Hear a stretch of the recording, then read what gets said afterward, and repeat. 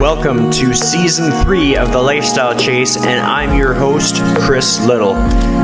This podcast features high performers who have found a way to live their best life while balancing their health, wellness, friends, and family. To help this podcast grow, please share it on social media, rate 5 stars, tell your friends, and check out the past 140 episodes and counting. You can follow me on Instagram at Christian Little and at The Lifestyle Chase. Thanks for listening. Let's get started. All right, so welcome to The Lifestyle Chase. This is episode 177. I'm your host, Chris Little. I'm joined by the one and only Dr. St Clair. Did I get your name right? Jason St. Clair, you got it. Woo! There's so many names out there that it's like I never take for granted that there's a pretty high probability that I'll mess it up. But I'm patting myself on the back for this one for making it happen. I'd like to also do a special shout out. Your wife was on the show for episode 124. And so that's kind of like a rare occurrence for the show. I've had a few couples, but I haven't had them like separately like that. So anybody that's kind of wanting to dive deeper down the rabbit hole can kind of go back in the episodes, listen to some more familiar faces. That was actually one of the earlier ones where I was publishing it in video, because before that I was just doing the audio. So they can check it out on YouTube. But having gotten that ramble out of the way, how are you doing today? I'm doing well. Thank you very much. I appreciate you having me on. Yeah, well, I mean, I've been excited to have you on. It's been kind of a long time coming. I've had a few people kind of in the mix that I wanted to have on the show, just whether they set a good impression or they've just been a genuinely good person, or whether I've learned a lot from them. And I'd have to say, like, your account is one that I can always count on learning something from. When I'm watching some accounts on Instagram, it's like, okay, like today's joke, today's something knowledgeable, but it's like you bring a lot to the table, and I'm lucky to kind of have you in my social network. For my audience that might not have like met you before, how would you introduce yourself at a party?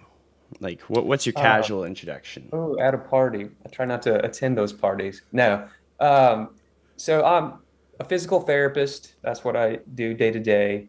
I have a private cash pay practice in Charleston, South Carolina, and I spend the majority of my time treating patients one-on-one.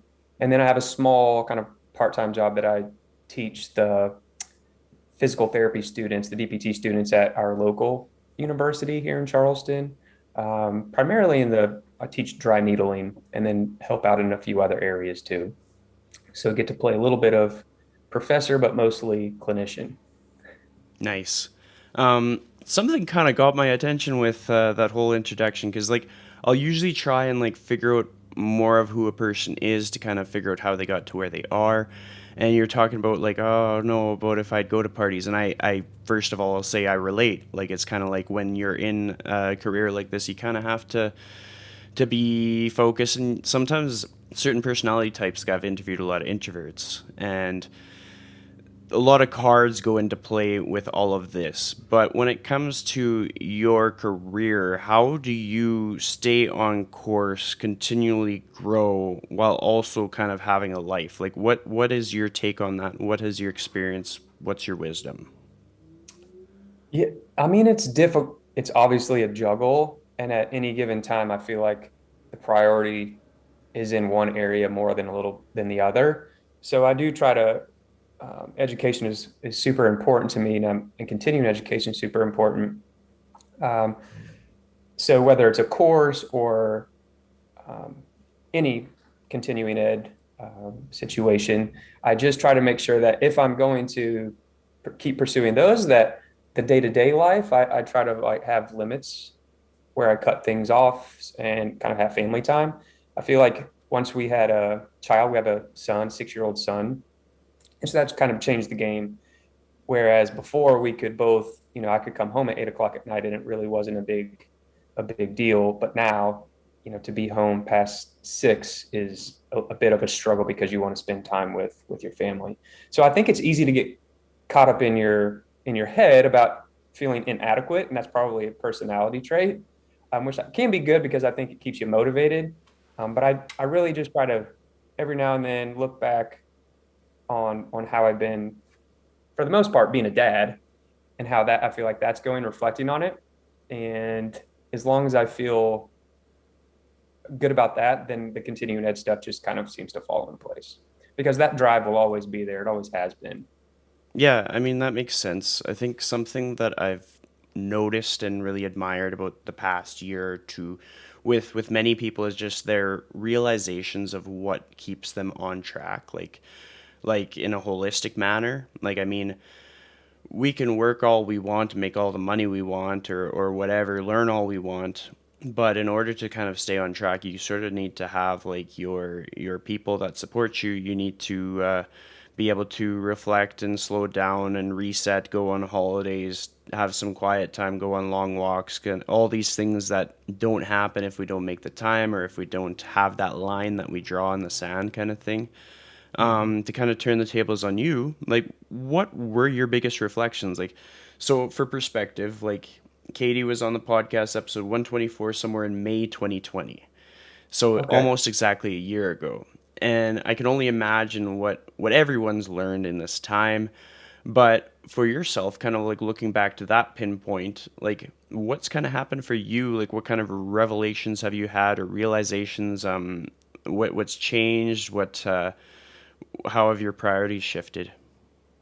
Yeah. So I'm sure, like with most people, COVID definitely brought awareness to a lot of different aspects of life.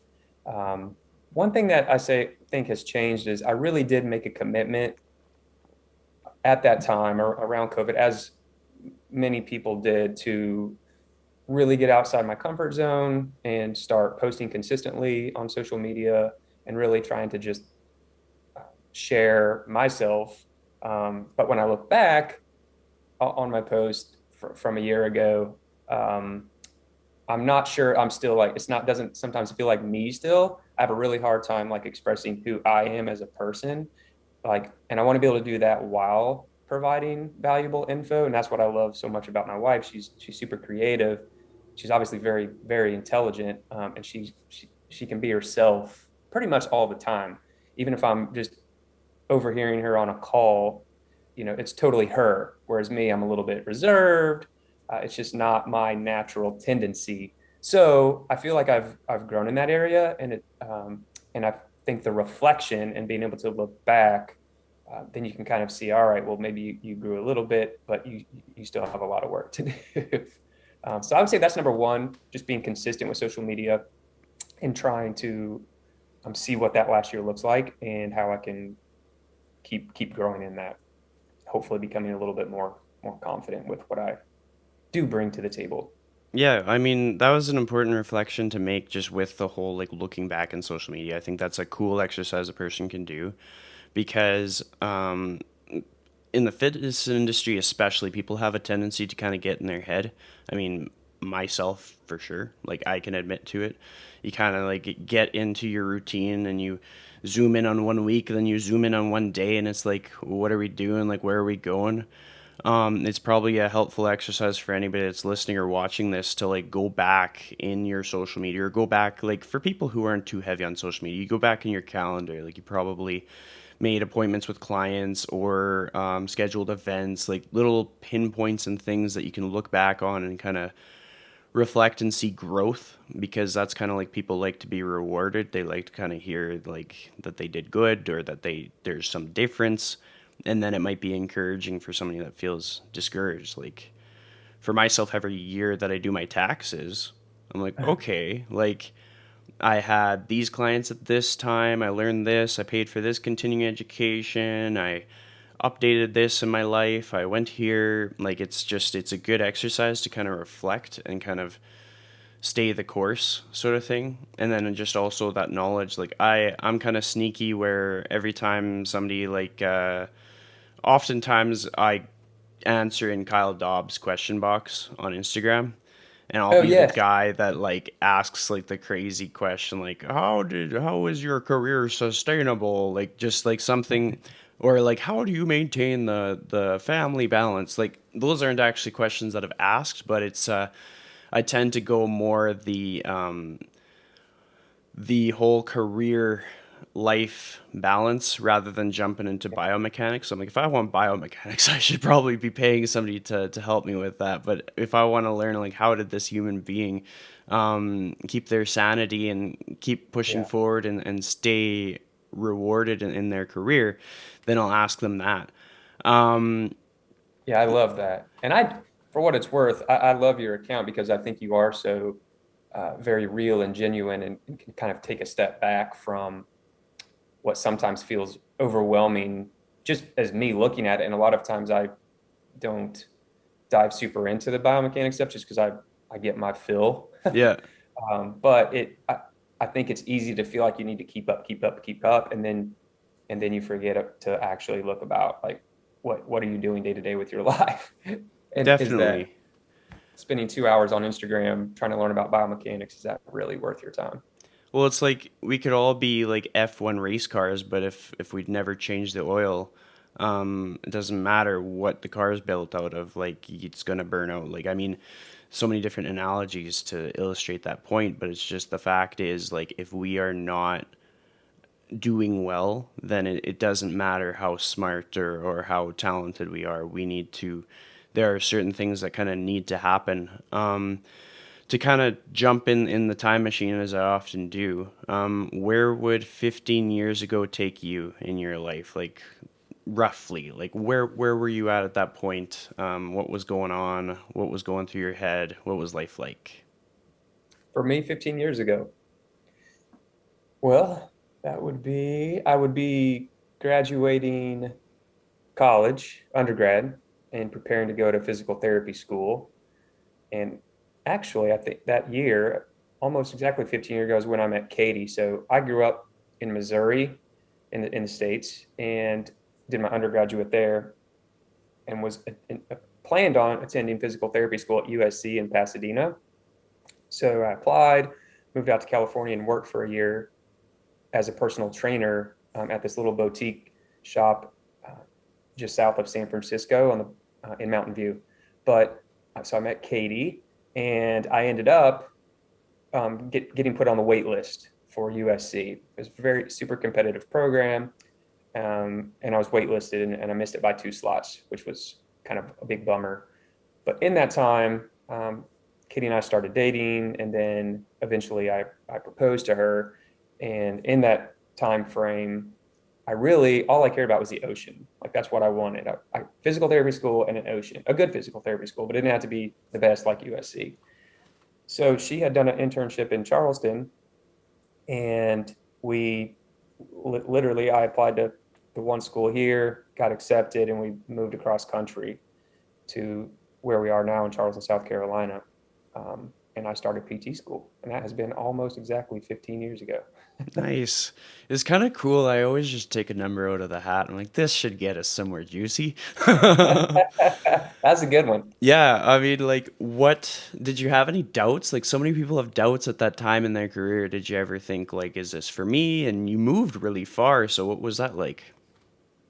I absolutely had doubts for many reasons. I knew that I loved movement, and I knew that I really wanted to pursue physical therapy. My older sister had gone to physical therapy school, and so when I was an undergrad, we would have conversations that I just knew that information was something I wanted.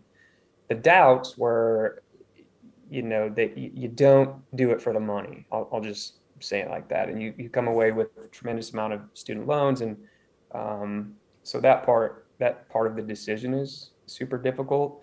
And something that I think up until about probably 5 years ago, it wasn't like an open conversation to a lot of people looking to go in the profession. Whereas I feel like now it is a little bit more like that's always part of the conversation when somebody says, should I become a physical therapist? Yeah, I mean, it is a consideration.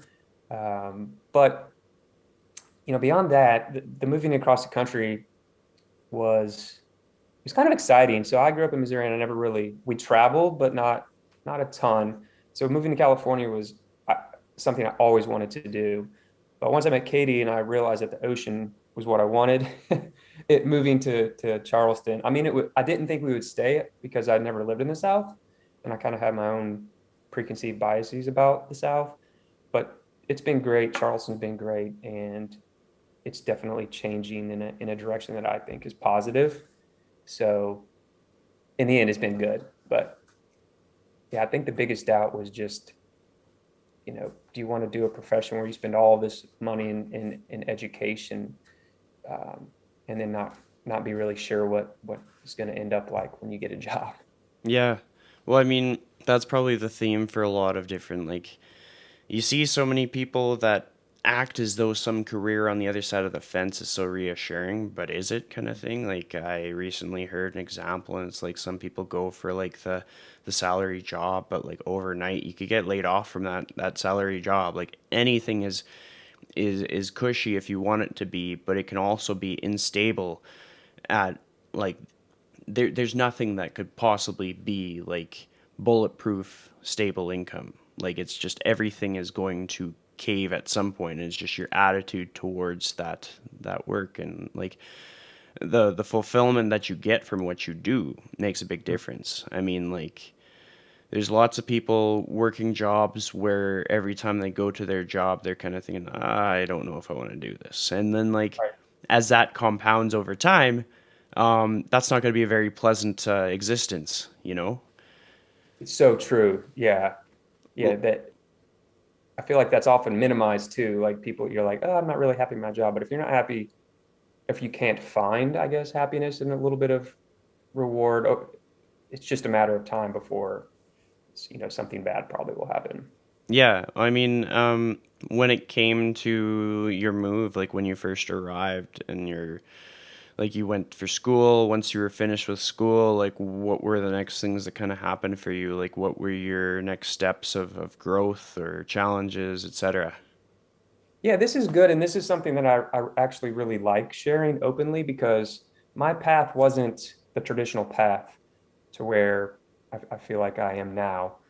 So when I graduated PT school, it was 2010, and now the profession has moved to where we have they've kind of adopted this medical model. So they have a lot of residencies, and you can specialize um, and fellowships and so forth. When I graduated, those were very new. So you would just graduate and you would hope that you found a job with a mentor, and that mentor would kind of fast track you to being a decent clinician. But when I graduated, I started getting job offers, and I was getting offers for much less than I was making prior to going to PT school.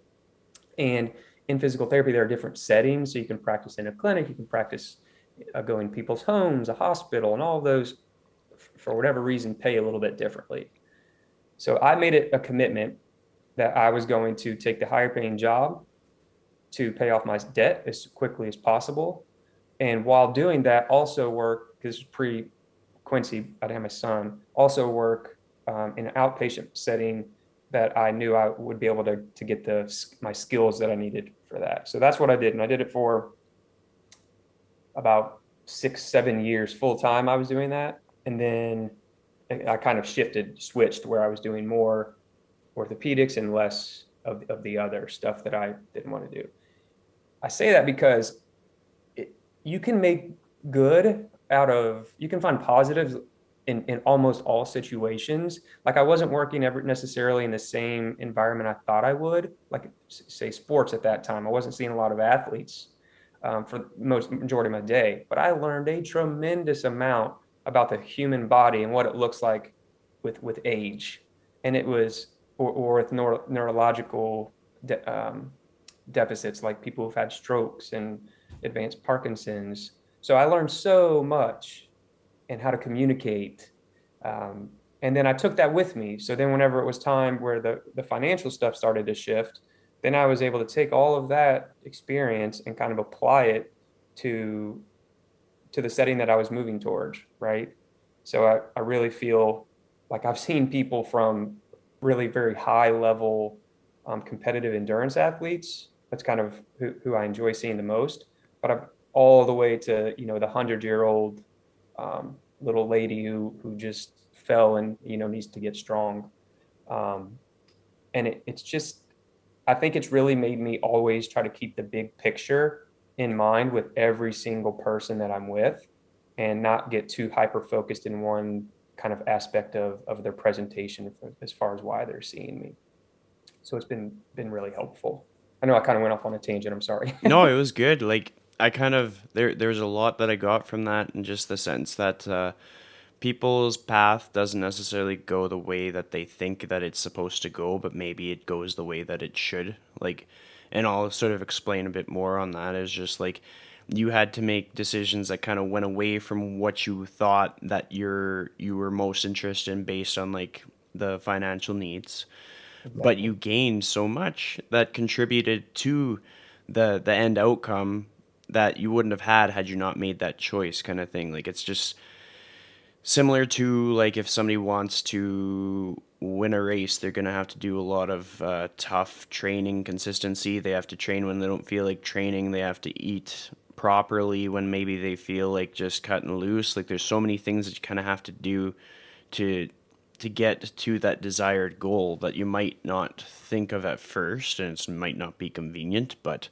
that's how you get it done. And like if I bring it into like just the personal training perspective, it's just like when people are having to do other jobs, or like their first job might not be at the place they want it to be, or maybe they're working a side hustle, like different examples, different scenarios that will always play into whatever they end up wanting to do, like whether it improves their communication skills, gives them a broader network, or just has them like it's kind of repping it out. The more people you talk to, the better you are at communicating. So if you're talking to people at a McDonald's drive-through window, you're going to be pretty good at communicating because that's a lot of reps. Yes. Kind of bringing it back to you, what was the first vacation that you went on after your schooling, after all of that stuff? Like, is there Yeah. one that stands out, and why does it stand out? Yes. So after schooling would be Katie. It would just Katie and I. We were going to Mexico, but there was a hurricane, and so the day before, I believe, or 2 days before, they switched our reservation. So we ended up going to the Dominican Republic, and it just was meant to be kind of like a relaxing type of vacation. And it was the first time Katie's traveled all over, like all over the world, but I have not. So it was the first time that we were going to scuba dive. So I kind of prepped beforehand, went through the certification. And I was like, Katie had forgotten almost all of scuba diving because she hadn't been for so long.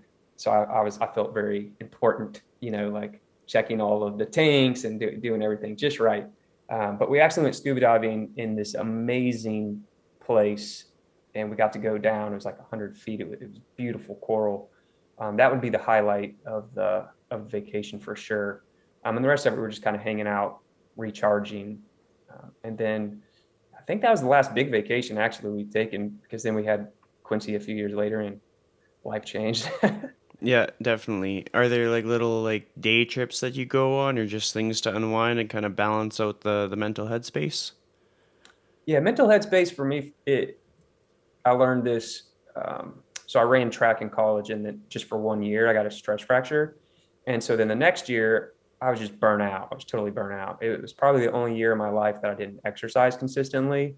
And not because um, I knew that I was going to feel a certain way if I exercised, but that year I kind of realized, oh man, exercise is pretty important for my mental health. And so that's always been my number one go-to mental release. That's the only thing I don't like about the Instagram too, because I spend some of my time in the gym shooting videos, and it's super obnoxious. I'm like, man, I just really want to check out, but I'm just kidding. It's like 10 minutes of my time, but and then otherwise, I love to surf. That's my biggest passion. My son's getting old enough now. I took him for the first time where he was actually like kind of riding on his belly this a couple of weeks ago, and he loved it. So I haven't done a ton of it since he was born, but I think he's going to surf camp in a couple weeks. So I'm hoping we can start doing that together. Definitely. I mean, it's almost one of the most important things for like this career, like working with people, is sort of like being able to like outline the things that we each do to kind of keep ourselves sane, and the things that kind of get us like excited about life and excited about progress and make it worth it to work as hard as some people do. And like the surfing, that is exciting. I kind of, you got my attention with the running. Like, you did track for a bit and you had the injury. Like, what was it like being in that scenario, sort of thing? Like, how did that impact you? How did you move forward? What was that journey like? Yeah, it was tough. So I'm from a very small town. I grew up in a small town. So I played all the sports that were offered. And my passion was basketball, but I just wasn't good enough to get a college scholarship for it. So I ran, and I had to run cross country, indoor track, and outdoor track, which was you get to school like a month before school starts, and then by the end of the year, you had to stay until after. But I couldn't give up basketball. So I would be running, 60, 70 miles a week and then playing a couple hours of basketball every day. And so I did it to myself looking back, but I mean, I was 18, so I didn't realize what the body was able to do and not do. And had a lot of signs that I was starting to break down, but didn't listen, of course. And so once I got diagnosed with a stress fracture, it definitely, it stung because, not only could you not run track, but then you couldn't do basketball. I took a lot of my activity ability away, and I never had that taken from me before. And so that part of it was very, very real. And it just made me realize, like, I think all young, teen boys think they're invincible. And it was kind of my first like gut check, like, hey man, you need to check your priorities and have a reason to do whatever it is you're going to do. So it took a little bit of a while to get over, but it ended up being kind of a good thing. I realized that college track wasn't something that I wanted to continue to pursue. And so the next year I didn't run, and I enjoyed things a lot more. That was the year I was telling you about earlier where I didn't exercise as much, and it kind of led to me learning a ton about myself and how important exercise was and the avenues that I wanted to pursue to get it. And Yeah. being forced to run 70 miles a week wasn't that. Well, exactly. And it kind of highlighted a few things where a person can relate that to their own experiences, maybe in their fitness, but maybe in their whole COVID experience, kind of thing. Like, you kind of talked about how you felt like you were invincible, like many people do, many young people, many type A people, or really career oriented people were always like, oh yeah, well, I can. The best example is like someone who is a writer. They put out articles, and then they see someone doing a podcast, or maybe they see somebody doing YouTube videos, and this person wants to do all the things. Mm. And it's really tough to do all the things. Like, I have found it within myself that my thing is podcast. I'm not going to be like the prevalent writer at this stage in my career. That might change, but right now I put so much effort into the podcast that if I put effort in other categories, the podcast will suffer. And like, I've had so many discussions with people about, like, you kind of have to pick your like 2 3 things in order to make those 2 3 things work. And even just like looking back on just a person's career journey, very similar to playing all the sports. Like, just because all the sports are available, like, I went to a very similar school in the sense that, like, if you wanted to be active, you basically had to play all the sports. And like, Mhm. it was cool to have that opportunity, in that you could kind of hop into anything that you wanted. But then at the same time, like, there was lots of kids that were getting injuries. Like, I went to school with a guy that's now actually a physiotherapist, but he like messed up both of his knees and he couldn't play hardly any sports for periods of time, and he would be running around with a brace. And like, I can only imagine what that can do to a person with their mental health, even at a young age. It's like your whole identity is tied to something. And so like, now for people who are in the fitness space or just career space, and they're very passionate about what they do and it fills their bucket, like, if they put too much into that, even if they love it, it might be the end. Like, that's why we see like high turnover within the training industry. Like, I think the stereotypical number is like 2 years, and then they're out, like they're ready to do something else. And so as this podcast has grown, I've kind of noticed more and more new trainers listening to it, I think. And then so I Oh, was just like, when people are tuning in, I'm like, make sure that you prioritize like your family, like make time for them, even if you're not making the money you want to make or not having the clients you want to have. Like it's a marathon, not a sprint. Like anybody who's cross country ran would understand. Like if you just go crazy in the first like mile or kilometer, you're not going to be able to finish the thing. Like you have to pace yourself. You have to make sure that you're hydrated. You have to like have like a split time or something that you know that you can sustain so that you can maintain that for the kilometers or miles to follow. yeah. With that being said, like have you ever had a point in your career where you kind of went too hard and thought that you might have to stop, or have you kind of been able to kind of keep it on course and stay on track? I think I've always teetered with the max for sure. But you know, when necessary, I wheel it back a little bit, but I do flirt with it as far as time goes and how much time I'm, you know, dedicating to work for whether that be day-to-day job or con ed or whatever the capacity. And I do think that it's important, and it's super tempting. It was super tempting at the beginning of my career just to want to like grind, grind, grind. But I didn't take into consideration like exactly what we're speaking to, like the overall bigger picture and what, you know, is that grind helping me in the moment? Maybe, but is it going to help me 5 years from now? And if the answer is yes to both of those, well, then maybe it's worth doing. But if it's only helping you in the moment and it's not really going to do anything for your long term success, I guess, then I think you should question it.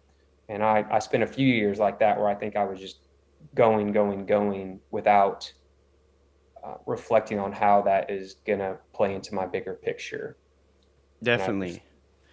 And I mean, it goes back to the whole reflect on the calendar or whatever. Like if all of a sudden we're looking at our this year in comparison to our last year, we saw that we slowed down our progress. Maybe that's an indicator, an inconvenient indicator, but an indicator yeah, nonetheless. In the sense that right. like it's like okay, like we're missing something. Like maybe we need to sleep more. Like a person's quality of work might improve if they get more hours of sleep, and in order to get more hours of sleep, they're probably going to have to cut back on some of the things that are taking up all of their time.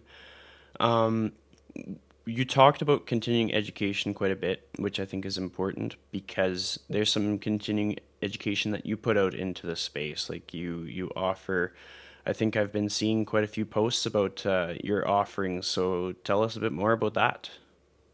Yeah, so I kind of partnered with a guy, another physical therapist.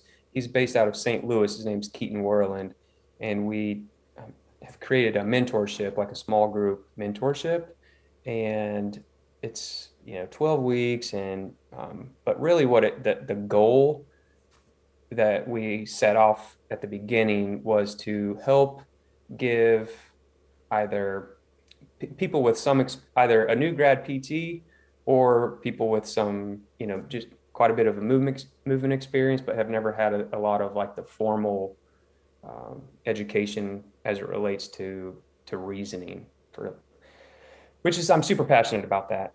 I think there are many ways you can get your education, but I think being able to apply it and get it and then apply it are like two separate things.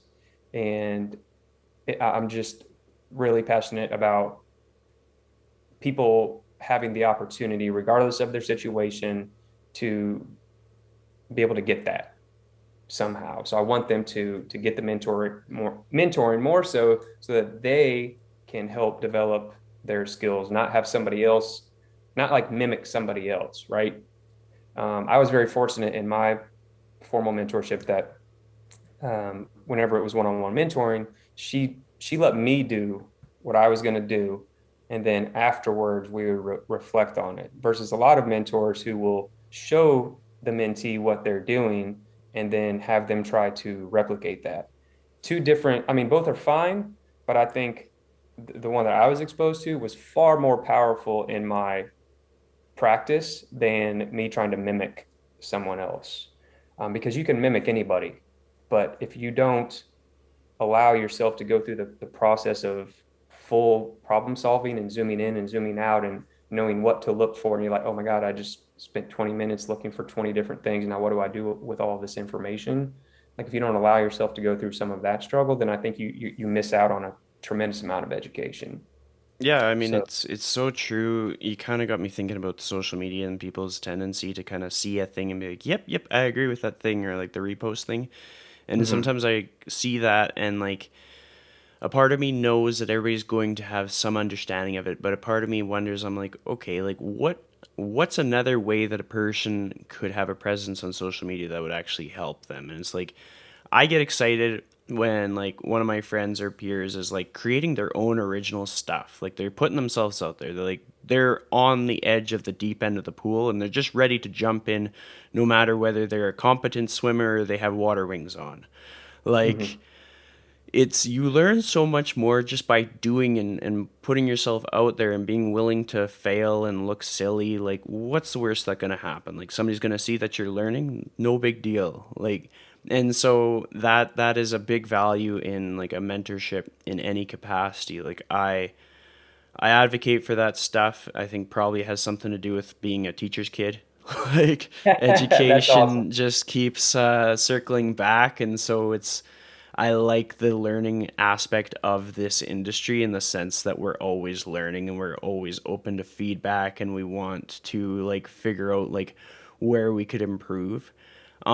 And I just wanted to sort of reiterate like the value in something of what you're offering because when we went back in the time machine 15 years, you kind of talked about like how being in a position where you could be mentored in some capacity was such a game changer. Like it helped so much. And then I can only imagine how a person could feel if they didn't have that. And something that's wonderful about COVID is it opened our eyes to the fact that like-minded people are extremely accessible. You just have to be looking for them. Like you don't it doesn't matter where we live anymore. I mean like I'm here So in true. Edmonton, Alberta, Canada. I've made so many like new American friends that kind of we're not a full-on echo chamber. We're a little bit like an echo chamber, but it's enough to kind of like feel like you have friends to lean on and people to like refer out to. And at the same time, I have to acknowledge that I've even gotten to know more local people as well. Like I during COVID had conversations with people that contracted to the same gym as me that I had never had conversations with before because it just forced us to slow down and smell the roses, not like work so hard on our own career, but like stop and look at what everybody else is up to and like something that I think is important for a person is in your interactions, don't ask yourself like why do they have what I don't. Ask yourself what can this person teach me just in Hmm. general like why compete when we can just learn and be better and grow kind of thing. Yeah, I could not agree more. Definitely. Something that, well, I've kind of lost my train of thought, but I'll get us back to it. Like, there's so much that social media can do and so many ways that it can help people network. When it comes to that, you probably have people on your radar, people that you kind of like you're following the pulse of, you're trying to like learn from, or at least they're keeping you on track, keeping you accountable. Are there any people that you'd give a shout out to that kind of keep you in line or inspire you or teach you? Yes, absolutely.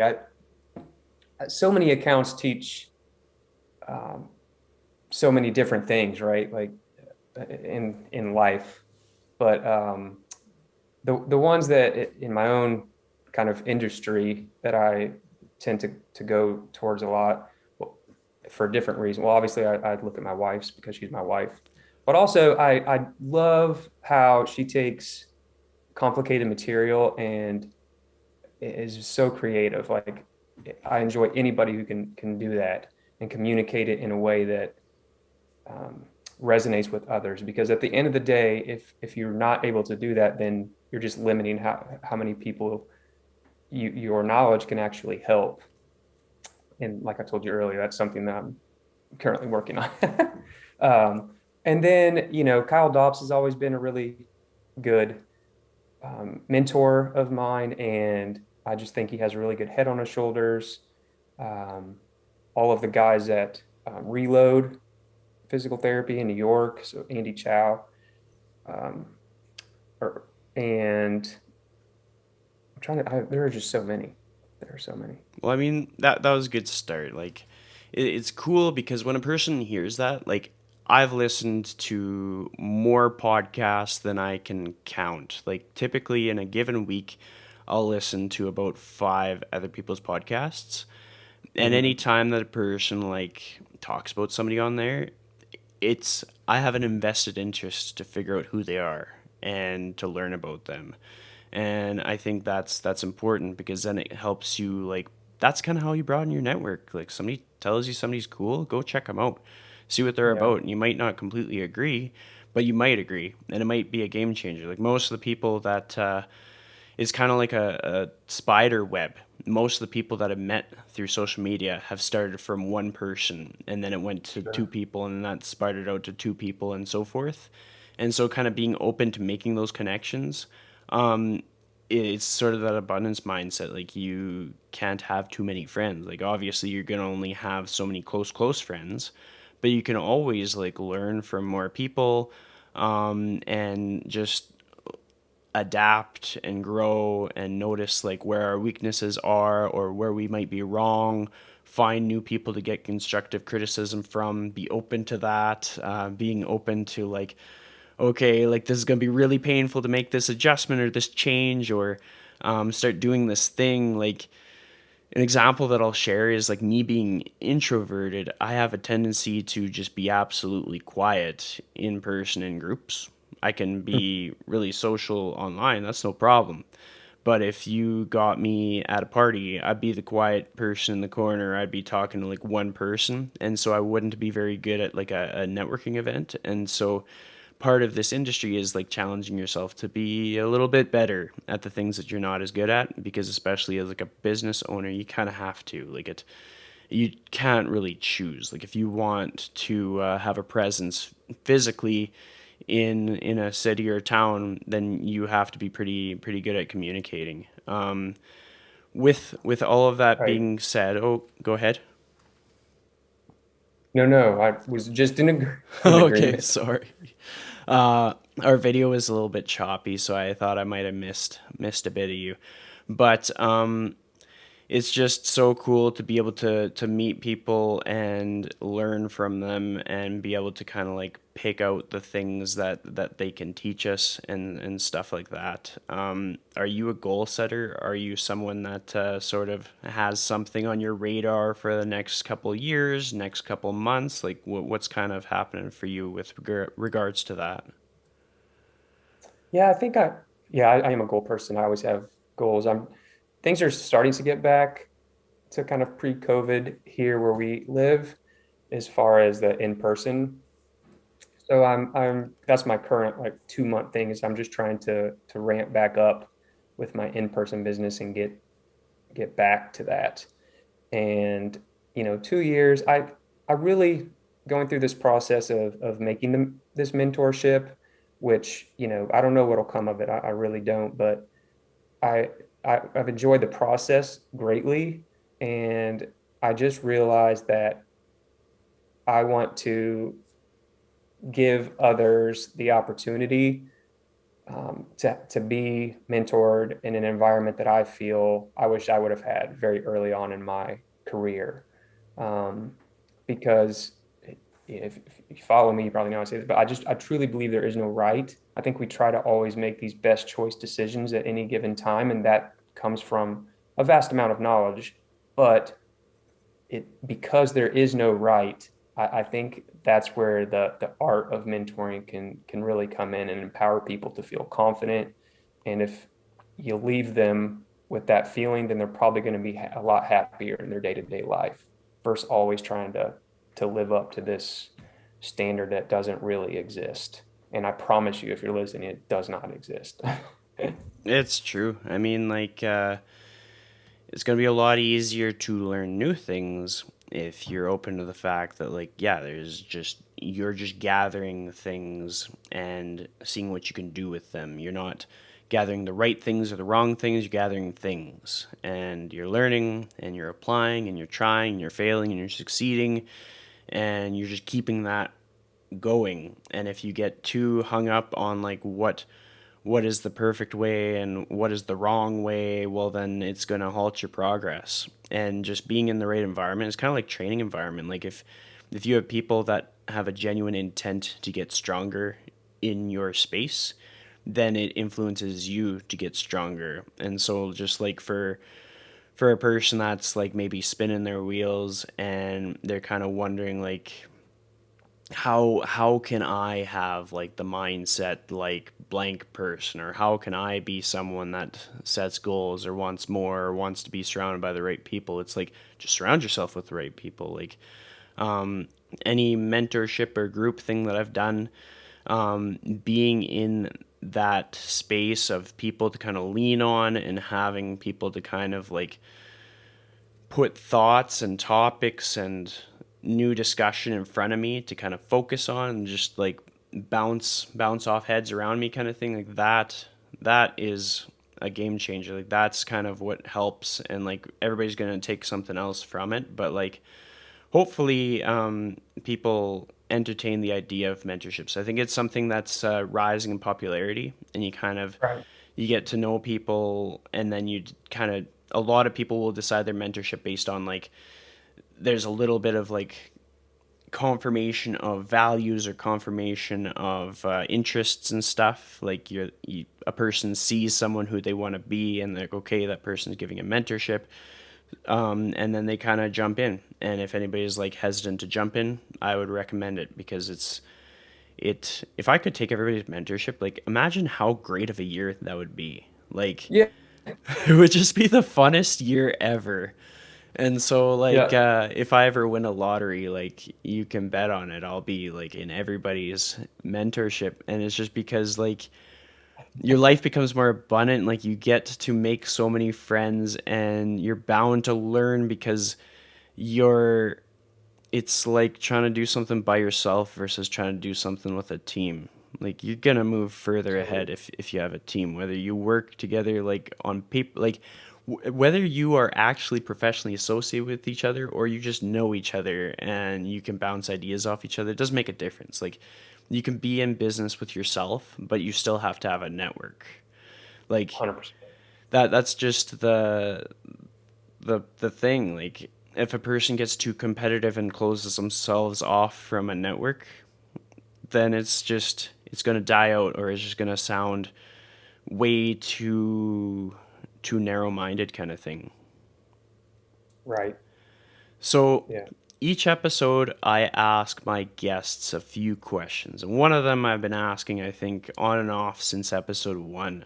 And the cool thing is, if a person's still listening or watching this, I encourage them to go back to some of the earlier episodes, kind of see some of the guests that they might have not ever realized have been on the show. I've had some people talk to me about how I should get Jordan Syatt on the show, and I've been like, Jordan Syatt's been on the show, so it's like go back down the rabbit hole and check him out. But it's just it's cool because when you go back in the episodes, you can kind of see like how my career has changed, how a lot of my guests have transformed their career. Like a lot of them have grown a family since their earlier episodes. Some of them have kind of grown in their career, gotten more accolades, achievements, maybe moved. And so it's a cool shift of perspective, and might give somebody some inspiration if they look at the date it was recorded and who's talking. With that being said, the question is, if you were to give a person one piece of advice on how to live their life to the fullest in the most authentic way, what would that piece of advice be? Um, well, I hate to steal, but uh, since we met via social media, I will say the movement maestro has significantly impacted the way I'm trying to view social media, and she'll always just say, "Do more you." And and she knows that it sticks with people, which is why she says it all the time. But it's true. I truly believe it. If you think about doing more you, then it makes you reflect on what you're actually doing versus just kind of assuming you're doing you, but never really reflecting the product of what that might be. So it's not comfortable for me to do that exercise. But the more I try to do it, the more, I guess, kind of genuine I feel about what I'm bringing to the table. Absolutely. And I think that's a good one. Like, I've often told people to be themselves, and they're like, "Oh, what does that mean?" But to hear "do more you," like, yeah, like it's just if something matters to you, do more of it. If something's going to make you happier, do more of it. The second question here, and I'm going to buy you some time to kind of think about it. You're going to create a challenge. So over the past episodes, people have thought of a challenge that kind of maybe it was something that has helped them. Maybe it's something that's unique to them that they think will kind of catch people off guard. Nonetheless, it's something that you think that will genuinely improve a person's life or maybe make their day a bit brighter or give them a new perspective. So all you have to do is say your challenge for the episode is, and then just give it to the audience. All right. I think my challenge for the episode is two things, but it can only has to take 10 minutes. Um, Find one thing mobility wise that you feel is difficult for you. Don't care what it is. Could be touching your toes, could be anything, but just spend 5 minutes working on that.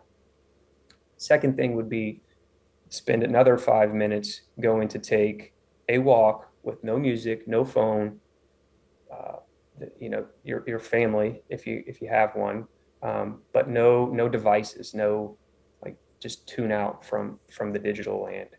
And the 5 minutes is kind of mind blowing what that feels like to not have that option available. So yeah, 10 minutes, two things.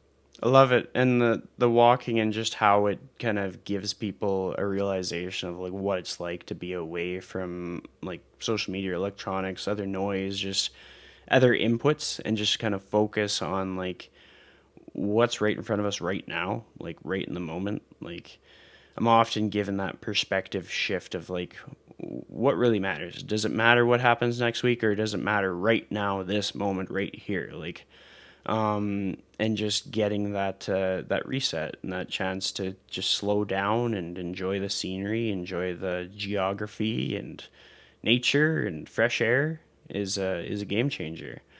With all of that being said, thank you so much for being on the show. It's been a long time coming, so I'm glad that I was finally able to get you on. I greatly appreciate the opportunity very much, Chris. It's been fun. Awesome.